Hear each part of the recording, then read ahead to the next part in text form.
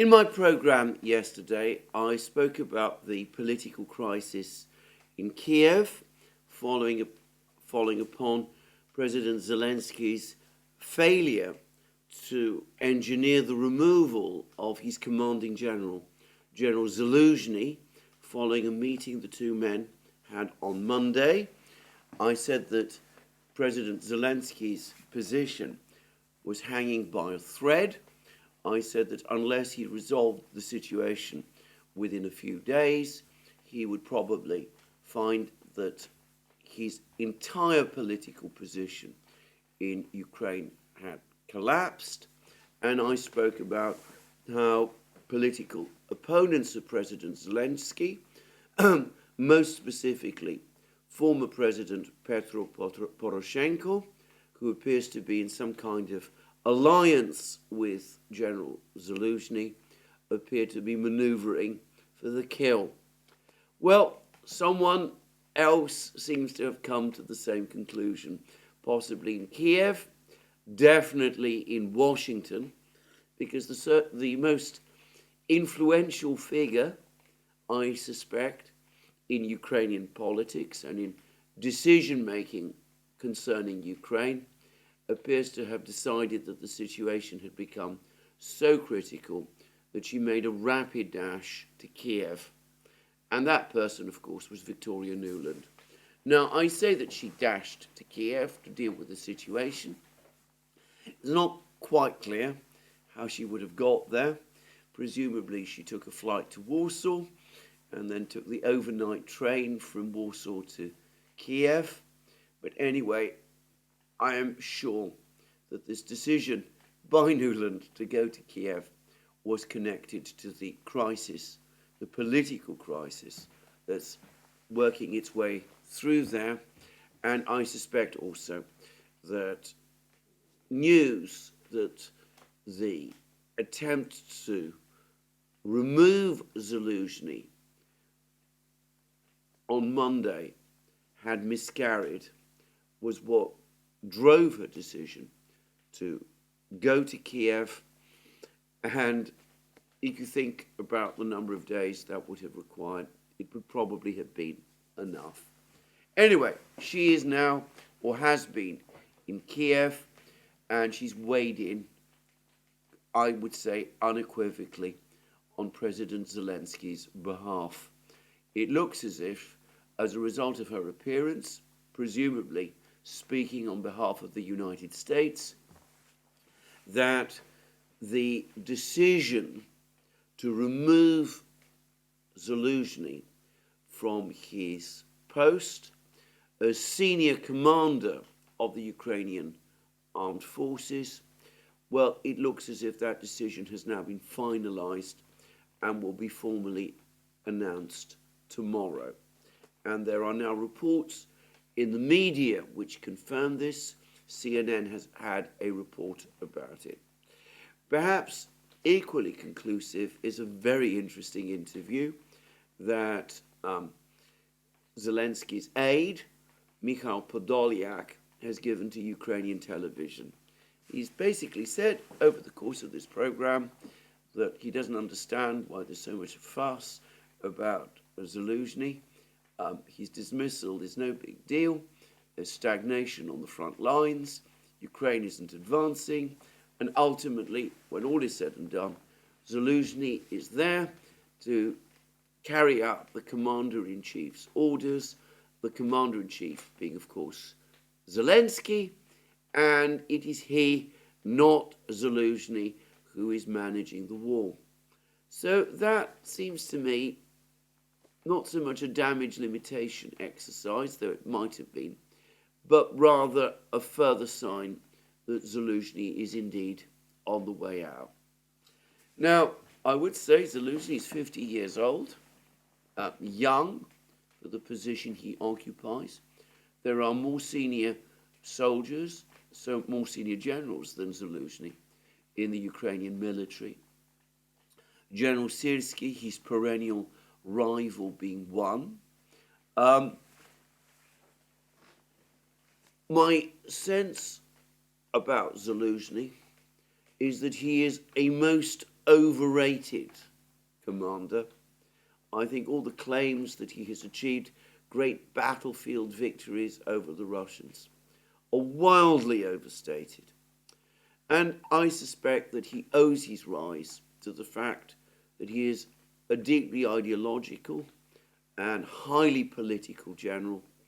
And, well, that has worked to his advantage before, but has now caught up with him. By the way, some months ago, I remember reading a very, very ferocious demolition of General Zaluzhny by the British journalist Martin Seif, and I have to say, overall, I agreed with the conclusions that it made. Anyway, that brings me to a number of interesting facts about Zaluzhny that I've just been told about from a source. Again, I have to be very, very careful not to say too much about this person. I don't want to disclose details that might make it possible to work out who the source is. But suffice to say, and consistent with the fact that Zaluzhny is indeed a very political general, it seems that he not only has ideological beliefs which align very closely with the more hardline nationalist elements within Ukrainian society, but that he has had a consistent policy ever since he became overall military commander of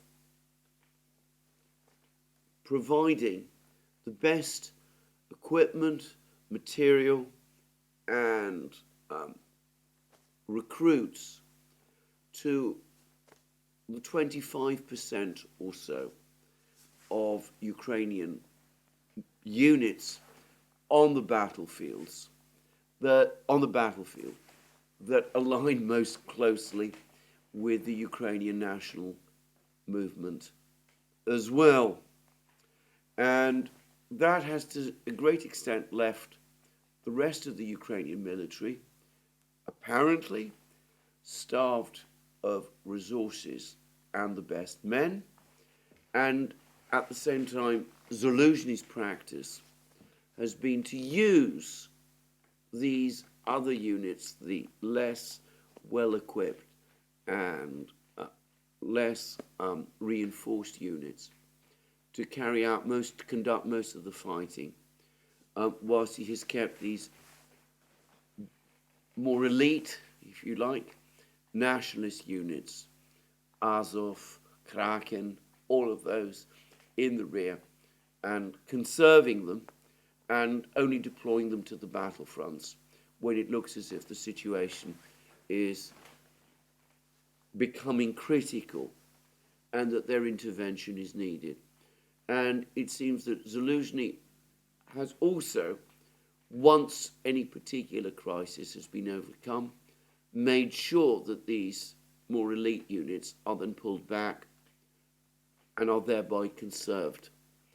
Well, there might be legal rationales for this, but obviously this is a deeply unpopular policy with parts of the Ukrainian army which feel that they're being deprived of the best men and best equipment. And more importantly, it's creating doubts and uncertainties about Zaluzhny's ultimate intentions on the part of the political leadership. They're asking themselves, why is Zaluzhny acting like this?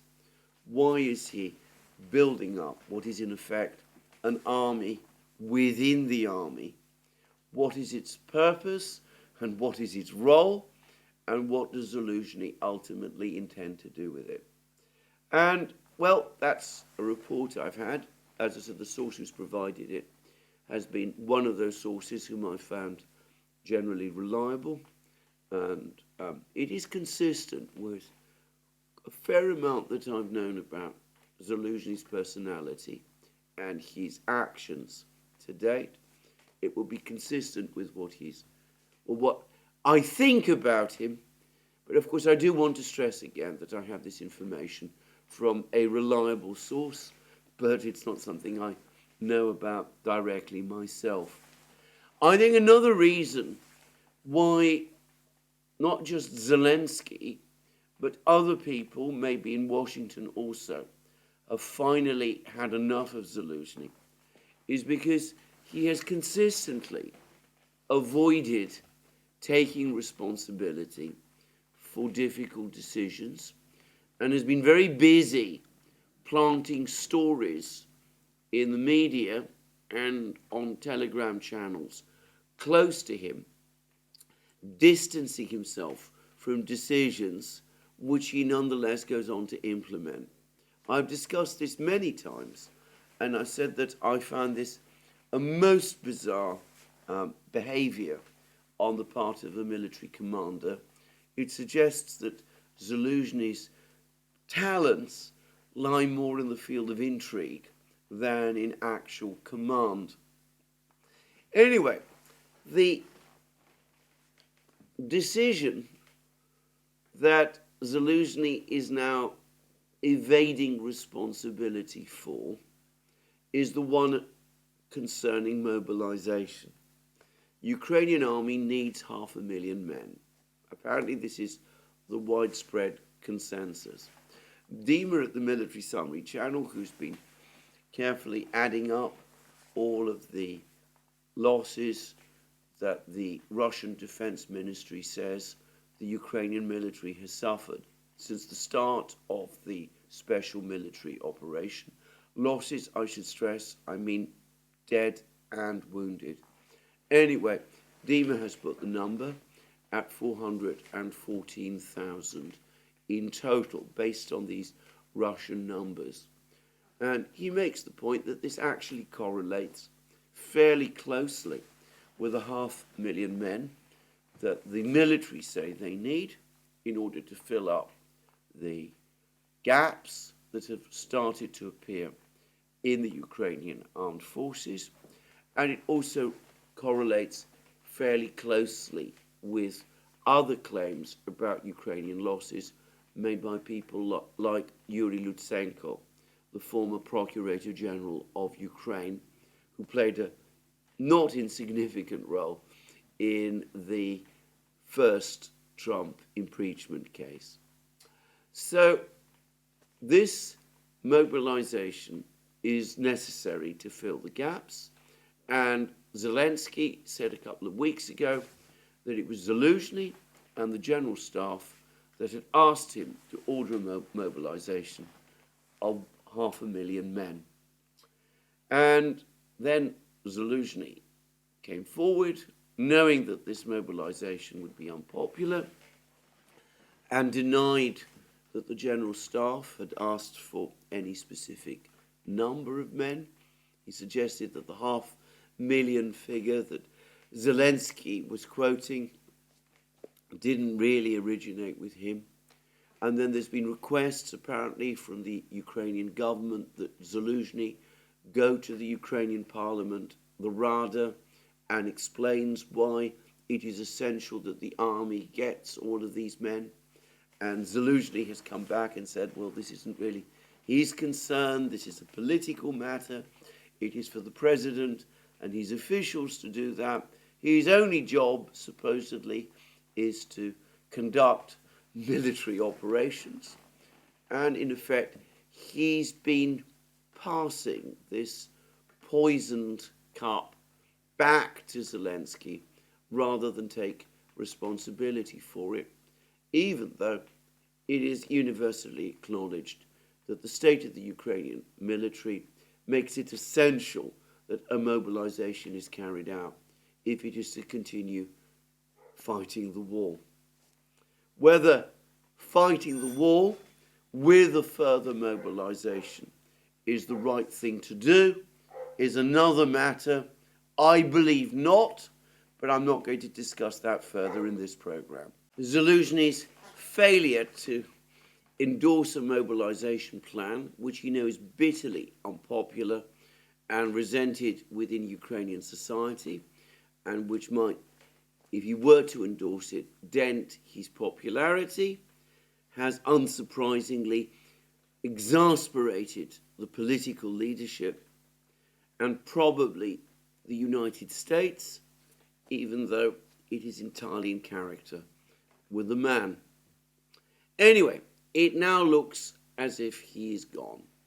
There is no word yet as to who is going to take over, but we have again been having a multiplicity of interviews by Kirill Budanov, the intelligence chief, which might, just might be a sign that he is the person who is slated to take over after all, even though he refused to do so on Monday when the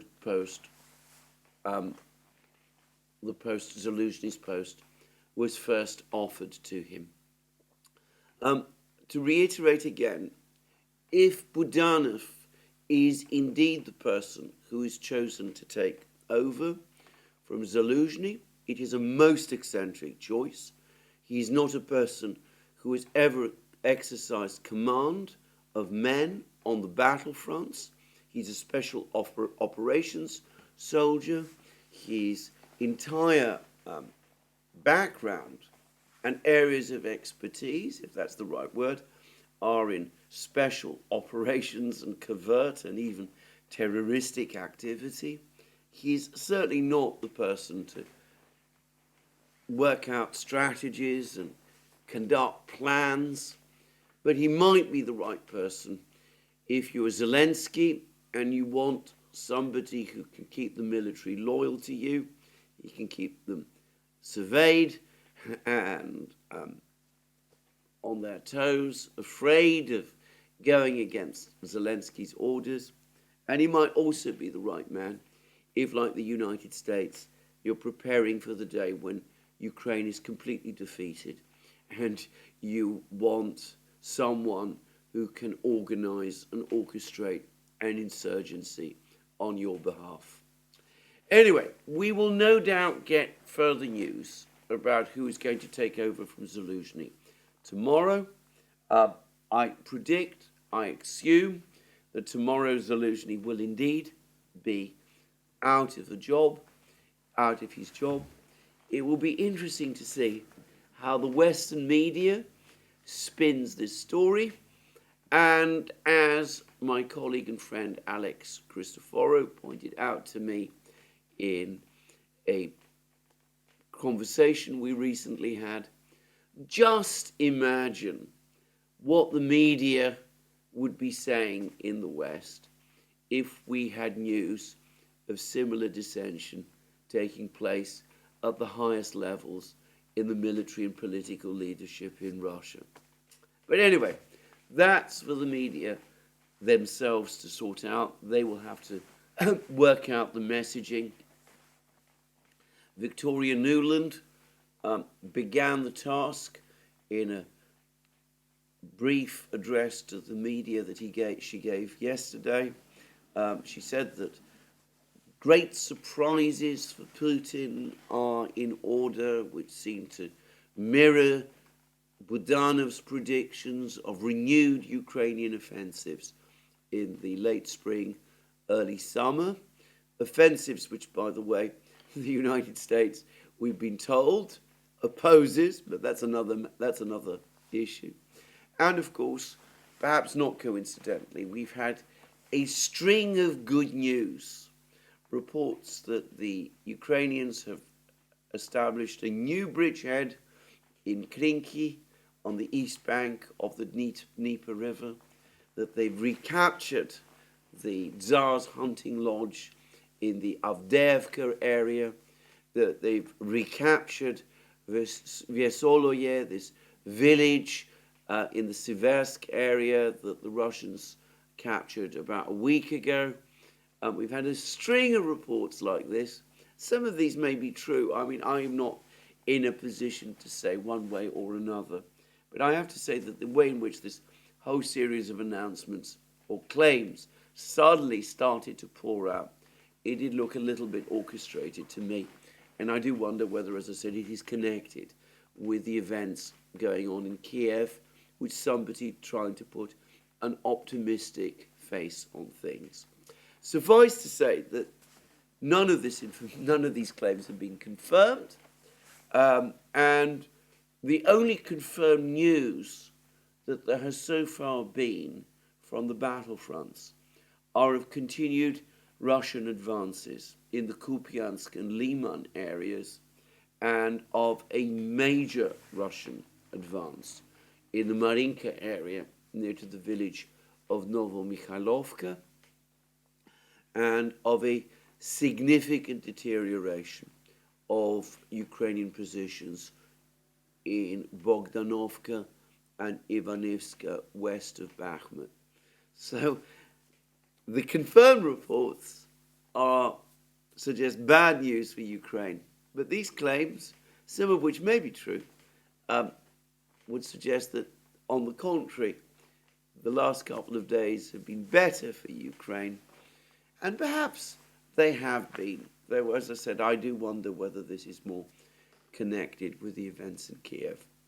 One other piece of good news for Ukraine, which appeared in the American media, and which again I suspect is connected to the crisis in Kiev, an attempt to spin good news around that, to deflect attention from that crisis, and to perhaps create a mood of optimism around the appointment of whoever it is that takes over from Zaluzhny, is a report that these small diameter bombs, which have been attached to rockets and which can supposedly can be launched from HIMARS launchers, that they've now arrived in Ukraine.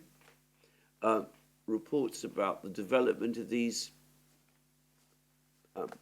rockets actually began about a year ago. It's taken a whole year, supposedly, for them to be delivered, which, given that we're looking at, or appear to be looking at, what was billed as a simple engineering solution, matching these bombs to these rockets, well, perhaps it wasn't quite as simple as originally assumed, or perhaps there have been other problems, or perhaps, as some people like Riba are claiming, the reality is that this is old news and that these rockets were actually supplied to Ukraine many, many months ago and have already been used in action. But again, you dredge out that old story, repackage it, present it again as new news in order again to give the Ukrainians something to feel optimistic about, even as Zaluzhny, the commander who has led their forces for a year and a half, finally departs the scene. Anyway, there we go. Now, putting aside all of these reports from Kiev and from the battlefronts, where, by the way, on balance, it's been one of those days where we've had less news recently. Anyway, putting all that aside, the really important news, the really interesting news, is certain statements that have been made by President Putin of Russia. Now, I am somewhat hampered in discussing them because though they have been referenced extensively in the Russian media, they have not been, we have not had the actual quotes from Putin on the Kremlin's own website. So I don't at this moment in time have Putin's exact words, or, which is perhaps even more important, the Kremlin's record of Putin's words. But it does appear as if Putin has been making certain important comments about the future of the conflict in Ukraine.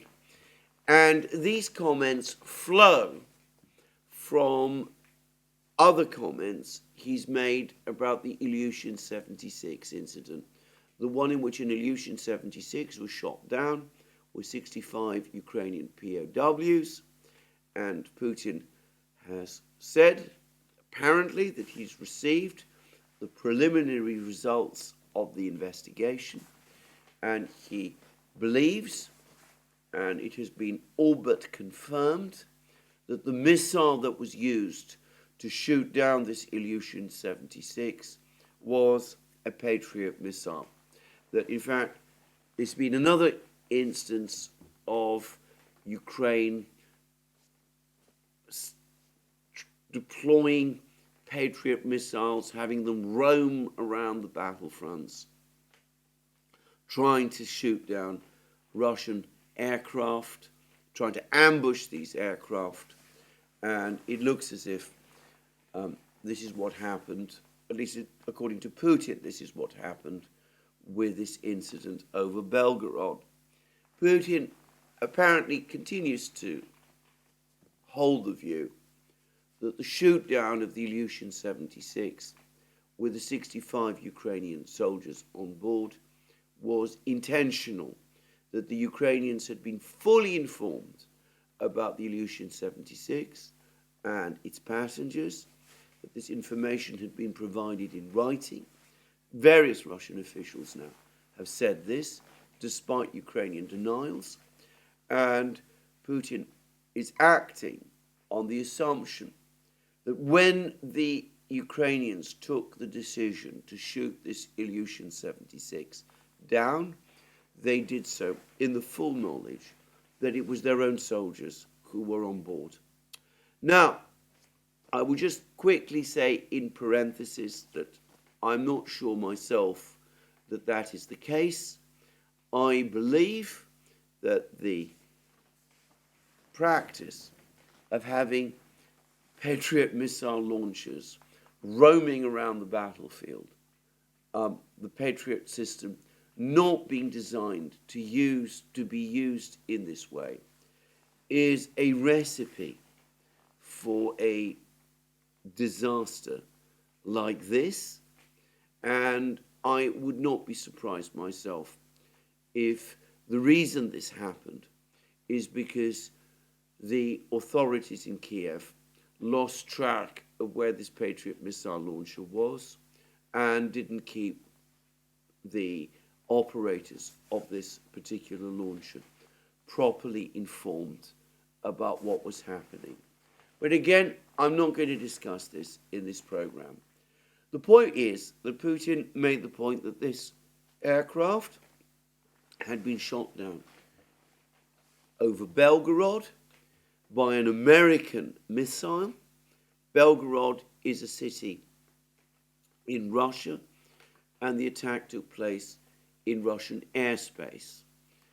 And his point was that the Russians, as a result, face and have faced for some time Ukrainian attacks on their peaceful cities, on Belgorod and Bryansk and, of course, Donetsk city, which, as far as Putin is concerned, it is important to remember is a Russian city. And, of course, there are continuous Ukrainian attacks on Crimea. Over the last 24 hours, there were in fact reports that Ukraine launched as many as 25 cruise missiles against Crimea, together with large numbers of drones. This would have been one of the biggest missile strikes Ukraine has ever launched against Crimea. Principally, it seems, Scalp missiles, the French equivalent of the British Storm Shadow.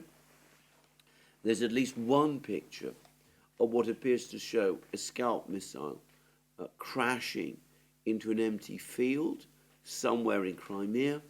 The Russians claim that they were able to shoot all of these Scalp missiles down with their air defense system, or bring down 3 of them through electronic jamming. So, a major attack on Crimea, albeit an unsuccessful one, by the way, severely depleting once more Ukraine's limited stock of long-range cruise missiles. But anyway, Putin said Russian territory is coming under threat from these missiles, these long-range Western-supplied missiles that Ukraine possesses, and therefore what Russia needs is a buffer zone to protect Russian cities, Belgorod, Bryansk, Donetsk, Crimea as well, from these Ukrainian attacks. And what that can only mean is that there is going to be, at some point over the course of the next few months, a major enlargement in the scope of the special military operation. If we're talking about a buffer zone, which is intended to bring all of these places, Crimea, places like Genishek in Zaporozhye, Berdyansk in, Genishek in Kherson region, Berdyansk as well, also I believe in Kherson region, the various towns in Zaporozhye, the entirety of Donbass, and these Russian border cities, out of reach of long-range missiles supplied to Ukraine, then you are going to have to acquire, to capture, an awful lot more Ukrainian territory than you have done up to this point. And that must mean the entirety of Kharkov region, including, presumably, Kharkov city itself, and logically, in terms of Crimea, it must mean a return to Kherson region west of the Dnieper and to other territories west of the Dnieper as well. Now, I want to say again, I'm not obviously privy to the discussions that Putin is having with his military chiefs. I don't know what exact plans for this buffer zone are, but that seems to me logical based on the reports I've seen of what Putin said. So, a huge increase in the scope of the special military operation, a vast increase in the territory that the Russians would be wanting to control and presumably occupy if they're going to create a buffer region in these territories. And what does a buffer region mean in practice? Well, let's focus on Kharkov region, where the major Russian offensive, presumably in the summer, is likely to be concentrated. Well, let's assume that the Russians capture the entirety of Kharkov region, including Kharkov city, major urban areas, and they declare it a buffer zone. Presumably, they would still recognize Ukrainian sovereignty over this territory, but they would be occupying it. And in theory, you can imagine that there would be some kind of negotiated settlement whereby this territory is eventually returned to Ukraine, but with Ukraine's agreement not to station troops and equipment in this buffer zone, with the Russians warning that were that to happen, they would reserve the right to deploy their troops back to the buffer zone as well. One can imagine that. But is that realistic? Is that what would actually happen? For the moment, the Ukrainians are ruling out negotiations entirely, and they are demanding, and the Western powers are demanding, according to Zelensky's so-called peace formula, the unconditional and complete withdrawal of all Russian troops from all territories, including Crimea, that belonged to Ukraine after the Soviet Union broke up in 1991, right up to the crisis of 2014. That's what the Ukrainians demand. So given that, it's impossible to see how they would agree to the creation of this buffer zone. And if the Ukrainians don't agree to the creation of this buffer zone, then the Russians, if they continue to remain in the buffer zone to keep the Ukrainians out, would in effect become an occupying power. Now, that is not a legal position with which the Russians, I suspect, would be comfortable. And there is another factor here to take into account as well, which is that especially and specifically in Kharkov region, the large majority of people who live in Kharkov region are Russian speakers. Historically, they have voted in Ukrainian elections for pro-Russian or parties, the Communist Party at one time, the Party of the Regions subsequently. They opposed the Maidan movement in 2014. Many of them are believed to be strongly sympathetic to Russia. And it's difficult to see how the Russians would be in a position to resist the logic of saying to themselves, well, after all, Donbass and Crimea have joined Russia, Zaporozhye and Kherson region have joined Russia. Why not Kharkov region as well, where the people are essentially Russians? Nobody ever thought of Kharkov as anything other than a Russian city until the Soviet government transferred control of Kharkov region to Ukraine. Why not? Why not simply acknowledge that it is a Russian city and a part of Russia and incorporate it de jure into Russia in the same way as the 4 other regions have been. Now, we're not there yet. Putin so far is only talking about a buffer zone. And by the way, he's only just caught up with comments that his deputy, Dmitry Medvedev, the vice chair of Russia's Security Council, was making in the autumn of 2022.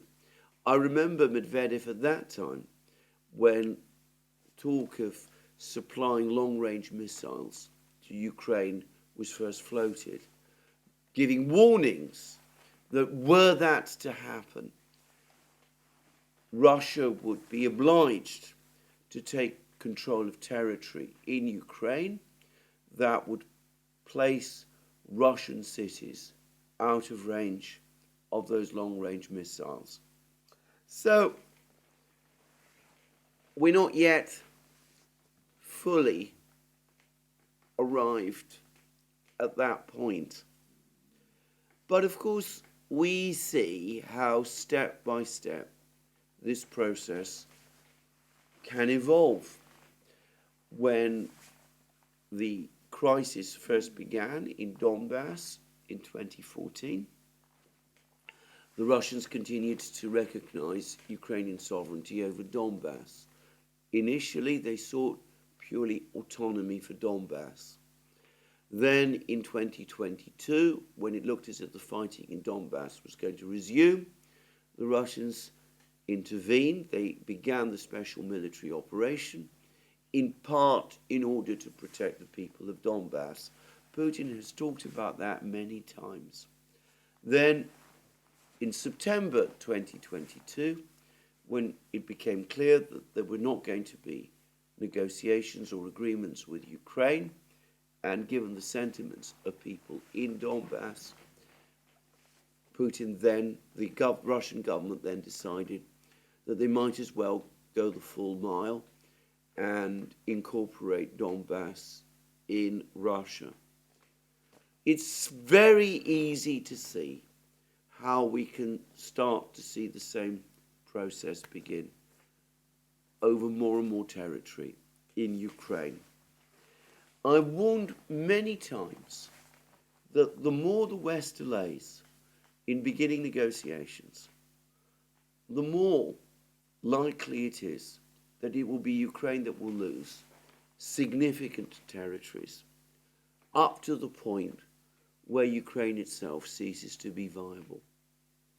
Now, of course, for all this to happen, the Russians need to gain control of all of these territories, and specifically Kharkov region.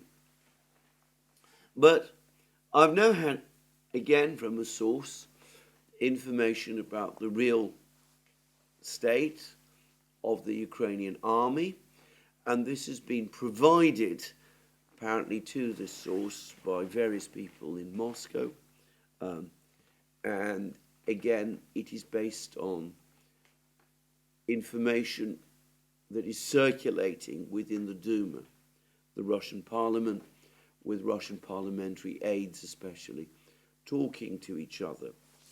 And the general consensus, apparently in Moscow, is that the Ukrainian army and military, in actual reality, in terms of its actual numbers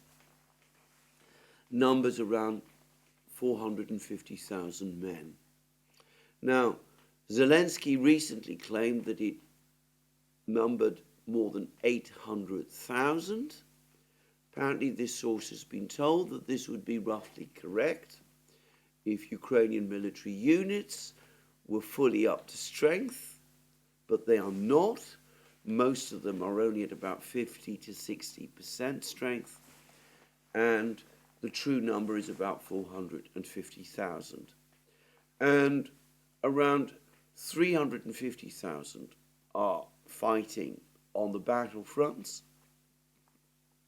and about 100,000 troops, the better units, presumably the units that Zaluzhny has retained and which get the best equipment and the best reinforcements, they've been kept back and are used whenever gaps appear to try to plug the gaps, with some of them apparently being redeployed to the north in light of the worries that there might be a Russian offensive across the northern border.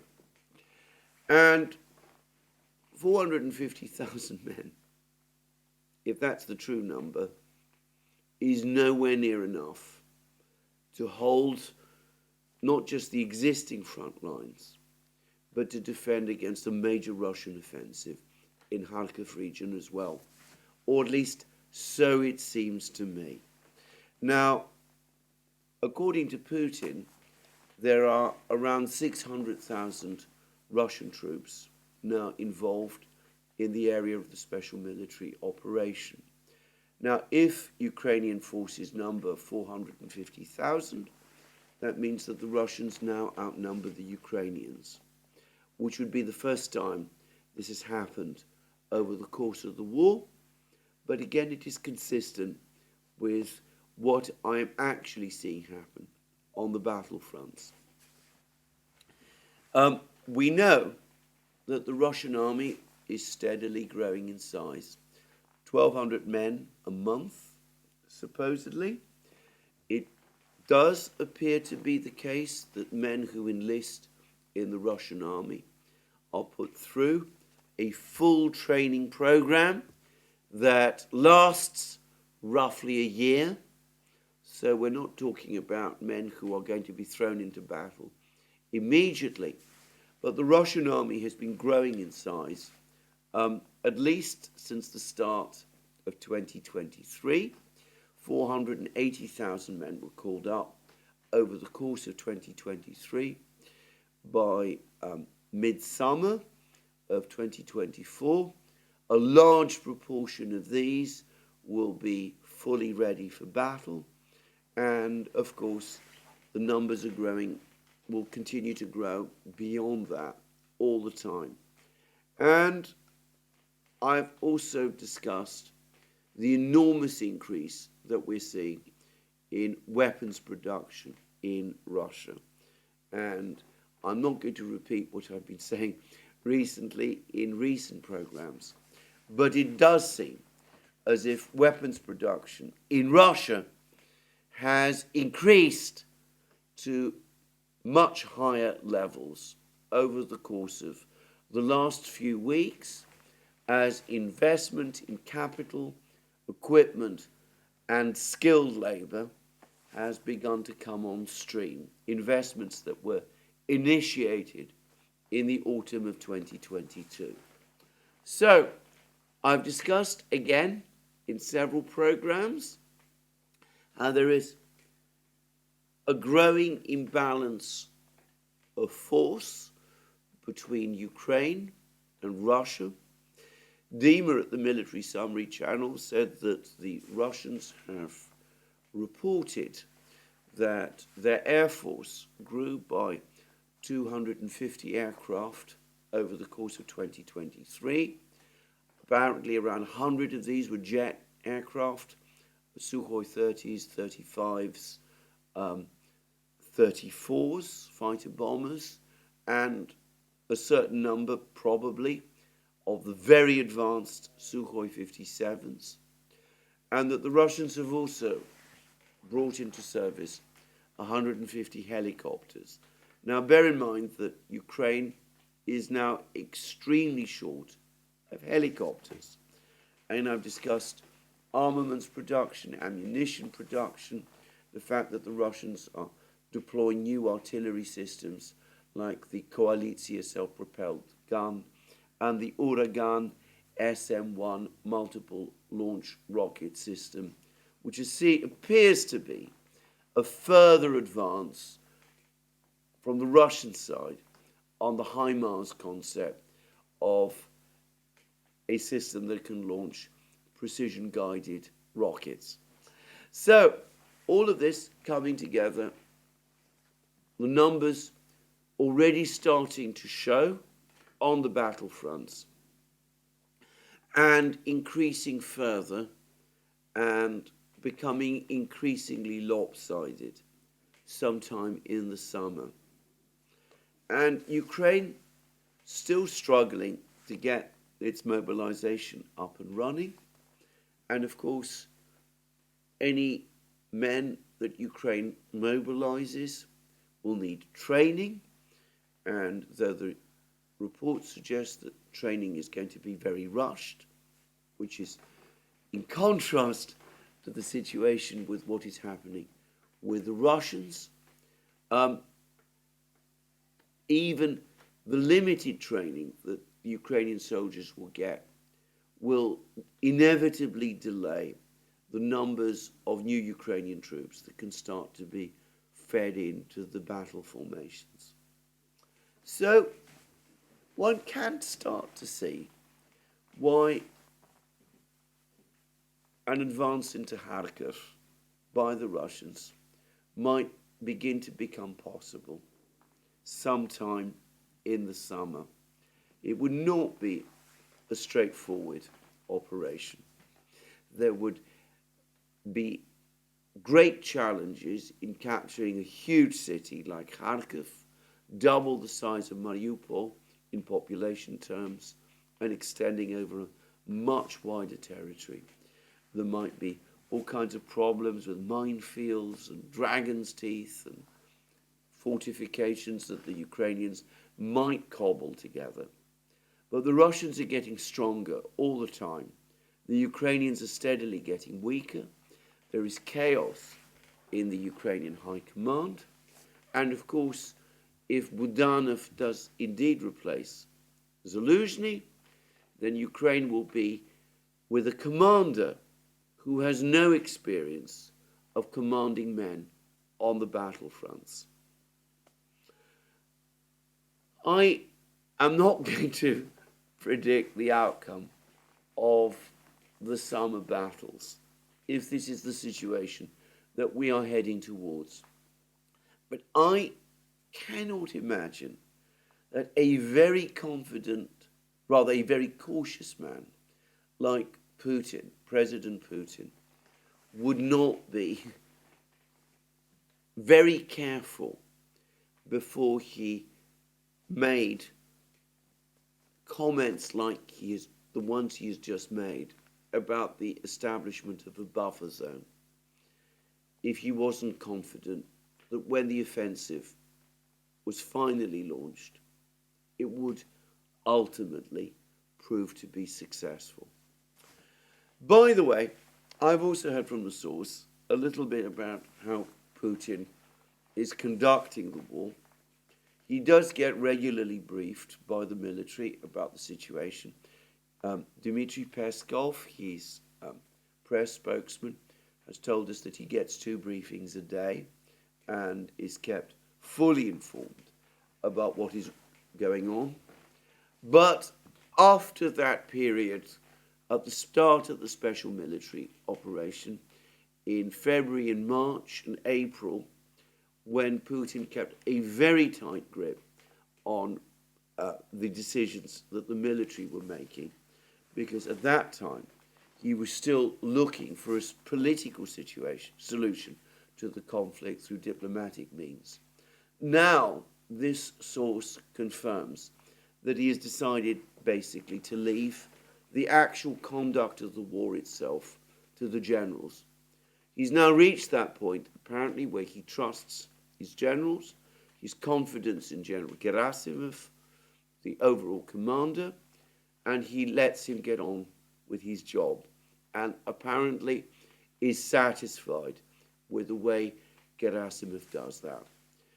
Putin himself is now principally absorbed with those things that he knows best, the conduct of diplomacy, in which, of course, he remains extremely active, and his wider economic plans, about which the source told me a great deal, most of which, by the way, chimes closely with what I'd already suspected to be the case. So, it seems to me Putin has confidence in his military. If he's pronouncing these larger plans about creating buffer zones, then it strongly suggests to me that he is confident that the military will be able to achieve them. Perhaps not immediately, but perhaps in several months' time. Or at least they can start that process then. Anyway, it again makes a fascinating contrast between the situation in Moscow, which since the Prigozhin affair looks very stable, with Putin firmly in control, and with the government now functioning as a team, and this complex crisis we've just seen in Kiev, which has required no less a person than Victoria Nuland to come in and to sort it out. Anyway, that's where we are on the battlefronts. Now, there are other things going on. There's going to be a meeting between the EU and Viktor Orban to try to decide on financing for Ukraine. As many people have pointed out, the 50 billion euro package that people are talking about is nowhere near enough to plug Ukraine's fiscal hole, It's extended over 4 years. Ukraine needs around $40 billion of financing this year in order to plug its fiscal hole, and 50 billion will only provide around 12 billion of that. So the rest still has to come from the United States. And one wonders what people in Congress are making of all these latest battles, political battles going on in Kiev.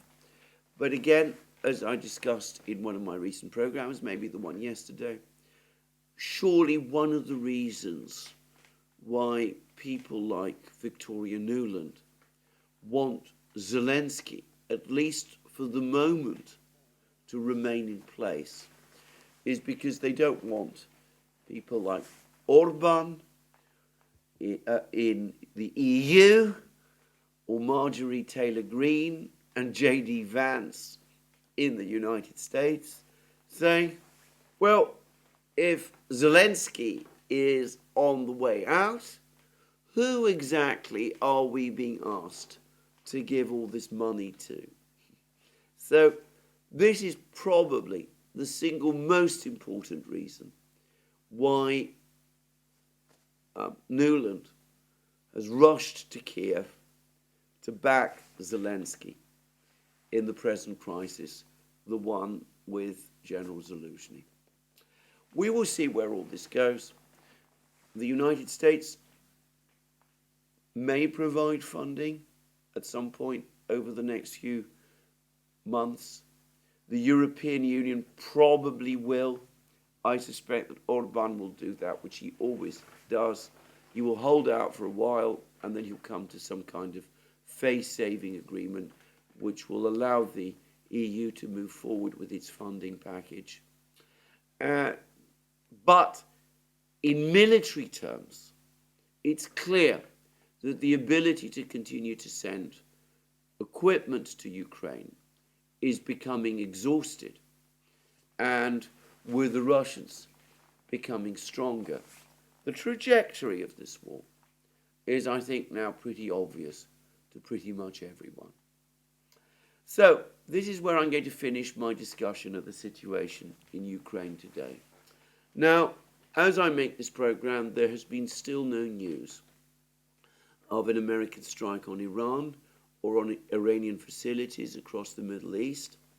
It's clear that as the United States has approached the decision of launching that strike on Iran, some people in Washington have become extremely nervous and worried about the implications. They understand the immensity of a conflict with Iran at the present time. Secretary Blinken is probably one such person. I'm guessing there are people in the Pentagon who share these worries, who worry that the United States is becoming overextended. And there's been reports that the United States is trying to find some way to launch some kind of strike against Iran, one which they hope will not deteriorate or escalate the situation. There are even reports circulating, which I believe to be true, that the United States is frantically contacting Iran through the Swiss, who are the representatives of the United States in Tehran, who represent US interests in Tehran, begging the Iranians not to launch counter-strikes against American targets if the United States does launch a strike on Iran. The American strike on Iran would in that case be only of a limited nature. The suggestions that it might not even be a missile strike, but would be confined to some kind of cyber attack. The Iranians must find all of this absolutely baffling. They must be saying to themselves, what is actually happening in Washington. The Americans want us to collude in their strike against us. How does that make, ultimately, any sort of sense? Well, who knows how the Iranians will respond. They're very sophisticated people. They've long since worked out how to handle the United States and the Middle East. Of course, there's a limit to what they would be prepared to do. I myself think it unlikely that they will agree to these American suggestions. In fact, I've heard a report that Iran has said to the United States that if there is a strike by the United States on Iran, they will retaliate by launching strikes of their own against American facilities across the Middle East. And then, in that case, of course, a wider war becomes all but inevitable. Anyway, what this whole episode shows, assuming that all this is true, and it's worth pointing out that there are large numbers of American military assets in the Middle East, and presumably there have been plans to use these assets against Iran for a long time, and the fact that these assets and those plans have not been activated is a strong sign that there is indeed doubt and fear and dissension in Washington, which, if you're a neocon, you would no doubt say conveys weakness to Iran, which, by the way, it does. Anyway,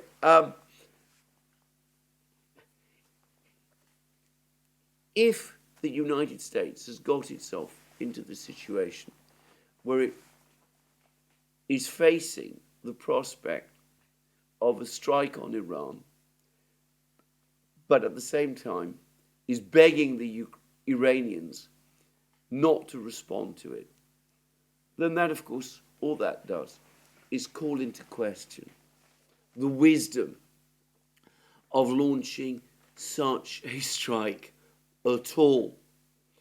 And that, in turn, calls into further question the wisdom of American policy in the Middle East ever since the October crisis first began. It seems to me that if the United States now finds itself in a trap of being frightened to launch a strike on Iran, which it knows would be unwise, but which it feels, for reasons essentially of faith, that it has to launch, well, the United States only has itself to blame, because there have been many opportunities throughout the crisis to find diplomatic solutions. I'm not going to rehearse them again. I've discussed them in many videos. There have been many opportunities to find diplomatic solutions that would enable some way out of this crisis. And on every occasion, the United States has turned its back on them. Now, I ought to say that though there are some people in Washington who are clearly having cold feet about the strike on Iran, there are others who no doubt earnestly advocate it. And one person has made herself visible in the hard line, in taking the hard line. And surprise, surprise, it is Victoria Nuland again. Some days before she popped up in Kiev, she was making comments relating to the US military presence in Syria. Now, a couple of days ago, we were discussing on the Duran, rumors that were circulating that there was discussions underway about withdrawing US troops from Syria and Iraq. I pointed out that this was not necessarily a good sign it could be that some people in Washington who wanted a strike on Iran were wanting to withdraw these troops so as to take them out of harm's way. But of course, and predictably, all the usual neocons came out, Charles Lister, for example, and denounced this whole plan of withdrawing the troops from Syria specifically. And Victoria Nuland has come forward and has said in the most categorical and strong terms that there will be no withdrawal of US troops from Syria. Troops must remain there, apparently indefinitely. They're needed, so she says, to fight ISIS, though to what extent ISIS is an organization capable of fighting, I really have no idea any longer. But anyway, that's what she says. It's the perennial alibi to justify the presence of those US troops. They must remain there indefinitely, though no one, it seems, knows what they are intended to do. And this, to my mind, captures the reality of the administration today. There are some people who, from time to time, one gets the feeling, have glimmers of understanding of how dangerous the situation is becoming. Last year, there was a lot of talk, for example, in the US media about trying to find a way to freeze the conflict in Ukraine. It was well understood that Ukraine was going to lose the war. The Ukrainian offensive in the summer had been defeated. The situation was turning out very unfavorably for Ukraine and by extension for the United States. So therefore, let us freeze the conflict. And there was a lot of discussions about this. And of course, those discussions went nowhere. The hardliners, Victoria Nuland undoubtedly being one, were adamantly opposed to that approach. They insisted that support for Ukraine remain the same and undiminished, even though the resources to provide that support were dwindling away. And we see the same happen now in the Middle East. Lots of people, Secretary Blinken, one senses General Brown in the Pentagon and people like him, very worried that the United States is becoming overextended in the Middle East. We have reports in the media that members of the Democratic Party are becoming worried that President Biden is becoming bogged down in the Middle East, just as Lyndon Johnson became bogged down in Vietnam. But when suggestions come about retreat, pulling troops out of Syria, up pops Victoria Nuland and says, no, it mustn't be done. And we've got into the bizarre situation where the United States must apparently strike at Iran in some form, but there are others going to the Iranians on hands and knees and says, please, please, when it happens, don't respond. I cannot remember a time when American policy, which it must be said has not always been particularly coherent in previous administrations, has been quite as chaotic and as incoherent as this.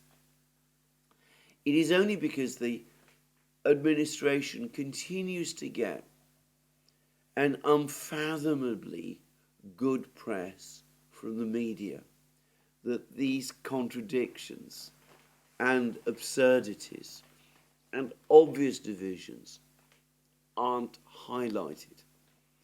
So the result is that they continue, that they get worse, that the administration lurches from one crisis to another, crises that it is responsible for creating in the first place, And even as it loses ideas and plans about what to do, it carries on and escalates even more.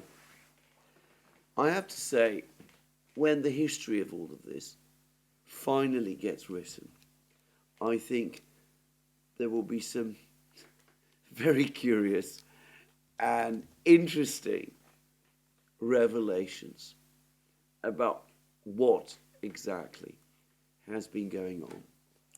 Anyway, this is where I will finish my program today. I expect that tomorrow we will get big news. We will get confirmation of Zaluzhny's dismissal, probably the appointment of General Budanov in his place. We will also perhaps be closer to that moment of the missile strikes on Iran and on Iranian positions. There'll be waves of attacks, apparently, and we'll see whether it was only a cyber attack that is launched against Iran. Anyway, we will have more about that tomorrow, but as I said, this is where I end my program today. Thank you for joining me once more. More from me soon. Have a very good day. I'll remind you again that you can find all our programs on our various platforms, Locals, Rumble, X. You can support our work via Patreon and Subscribestar. Please remember that you can check out our shop and buy amazing things there, our magic mugs, our hats, our hoodies, our t-shirts, all those great things. And last but not least, if you've liked this video, please remember to tick the like button and to check your subscription to this channel. That's me for today. More from me soon. Have a very good day.